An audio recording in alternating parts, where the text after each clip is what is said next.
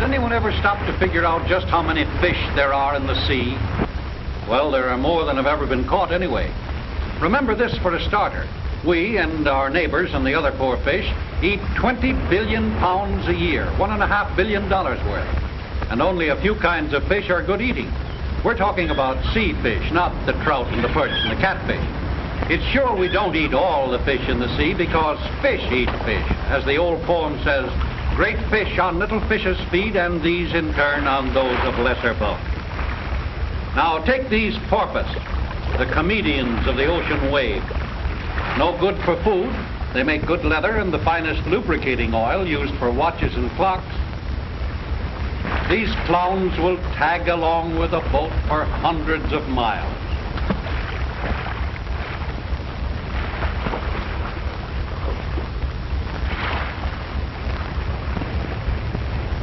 Oh, this is a grand trip. Down the Mexican coast, where the gamey fishes play. Yes, sir, this surely is a fine cruise, although we haven't come into the game fish waters yet.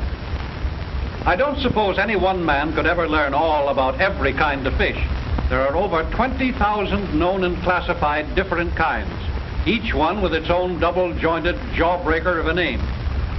The cook, he doesn't care what the name is so long as the fish is palatable. It's pretty soft for Cookie with his own private market right at the back door.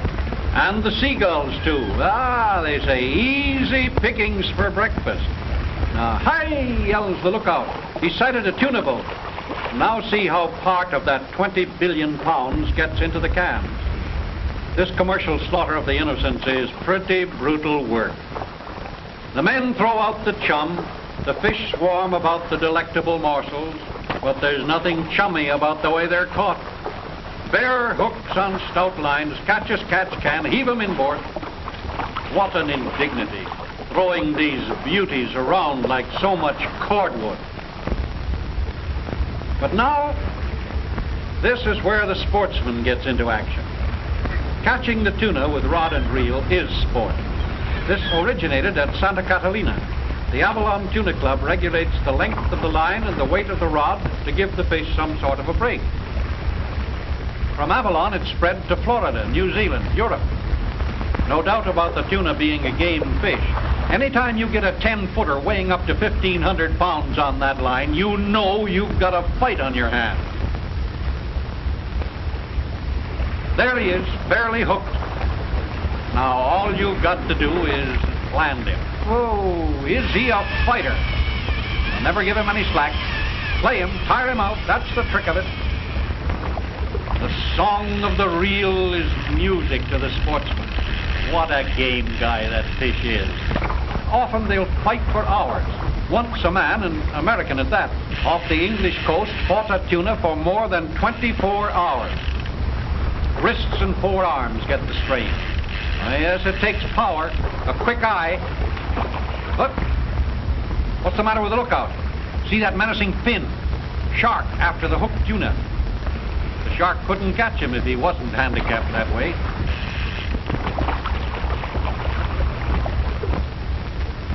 Shark, tiger of the sea. Of all sea terrors, the shark is the meanest, the most crafty, merciless, tremendous strength, with an uncanny sense of smell. They'd rather steal like this than hunt their own prey. One 40-foot shark was killed and a 100-pound sea lion found in his stomach, some swallowers. A fossil shark has been found, held over from prehistoric times, 90 feet in length. Well, now this has developed into a three-cornered battle. Man against tuna, tuna against shark. What a battle it is. The terrific power of those mighty tails flailing the water. The tuna, the largest of the mackerel family. The shark, well, let's just call him by his true name. That sounds like mule skinner language. Pleurotremisilacians. That's just what you are, you robber. Pleurotremisilacians. You've got all the best of it, for the tuna can't attend to business. To bring the tuna to gap is no chore for a landlubber. But these deep-sea fishermen are superhuman. Almost anybody can hold a pole, but it takes a body of steel and rawhide to do the dirty work like this.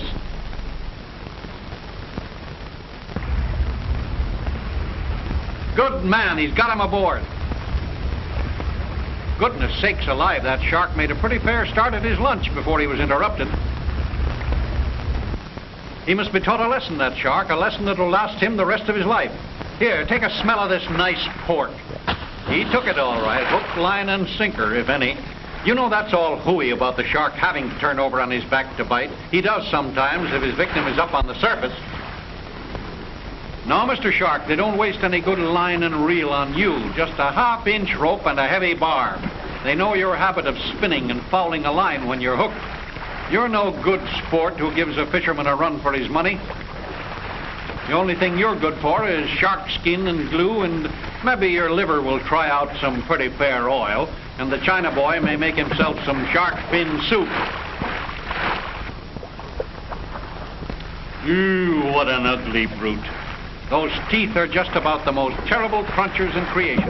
3 sets, one inside the other, could rip the side of a rhinoceros open. You might as well give up and play dead, Mr. Shark. No? Well, maybe he doesn't fancy a boat trip. He might get seasick.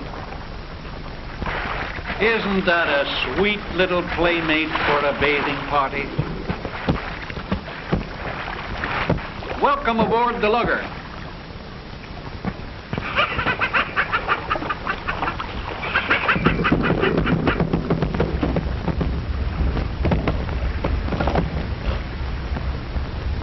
How do you like him, Cookie?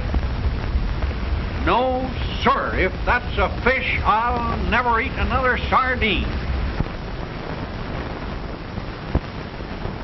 Well, the expedition is underway again. Daily wondering just what the next hour will bring forth is what gives spice to life. You know, this sitting on the string piece of the village dock and dangling an angleworm on the end of a line with a cork on it may be all very well in its way, but it don't weigh enough, or the fish don't. Now here is something that does weigh enough, weighs plenty. This commercial fishing boat has caught a manta. Not a very big one, only about a ton. But they eat their weight in fish each day. They're too greedy, spoils fishing for the boats. Say, there's an idea.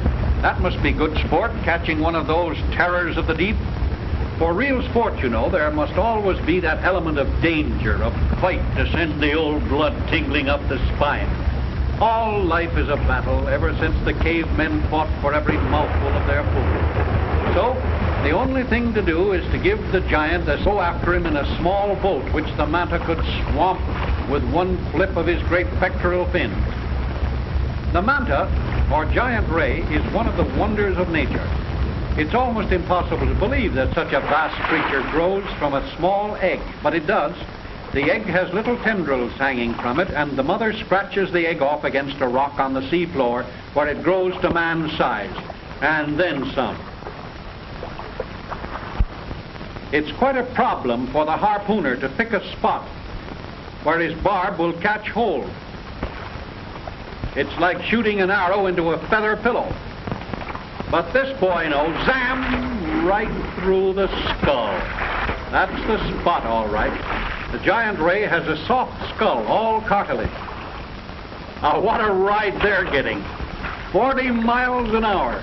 Those giant flippers going in a fiendish crawl stroke, faster than a torpedo boat. A torpedo boat, huh? He's a destroyer.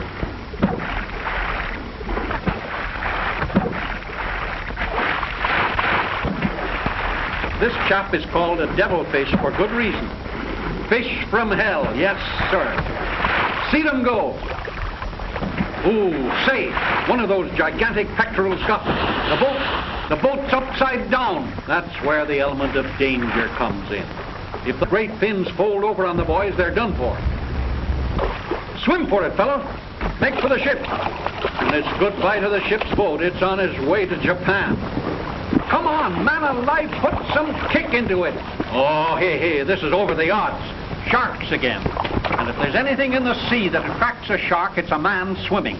He's just got to kick to swim, and every kick is another invitation to those awful jaws to crunch a leg off. Well, thank goodness one of the boys is safe. Congratulations, old boy. It's better than doing a Jonah in the manta's interior. And while they're bringing the other chap aboard, the lookout shouts that the Manta's making off with their boat. It's worth salvaging, and maybe the boys would like another chance to express their opinion of that devilfish. Elasmobranch, that's what you are. But there's a storm brewing. If that boat is to be recovered, they'd better make all speed. For when one of these tropical storms break, there's no time to think about mantas or dinghies. But for the sake of the nice little self-respecting fish, they'd like to wipe out this fish breather. Those great fins just fold over like a scoop. And a big fellow like this, 20 feet across and more than a ton weight, some of them even 5,000 pounds, eats his own weight in fish each day. Baby, he's like a suction dredge or a steam shovel.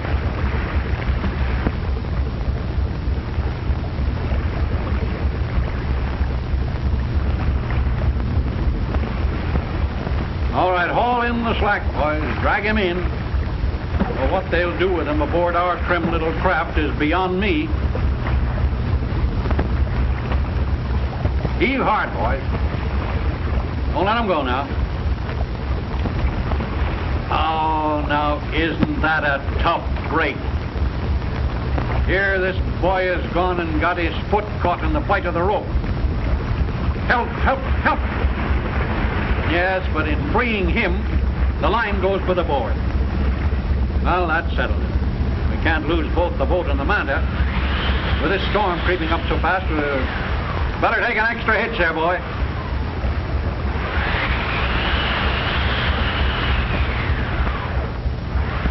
Make fast there, sailor. Stand by to cut the brute loose if the skipper gives the word. Boy, they'll be lucky to ride out this storm.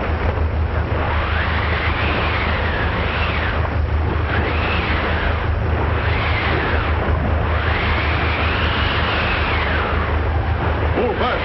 And there's a good sheet anchor.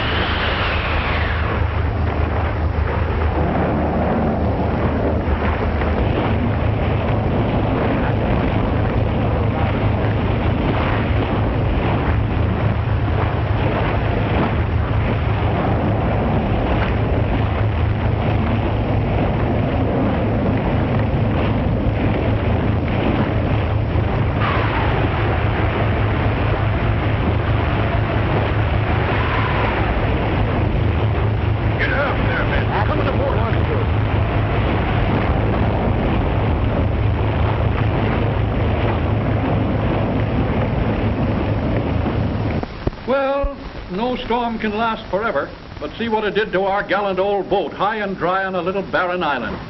Weeks of work for all hands has salvaged about everything, washed up on the sandy beach. Next high tide will float us offshore.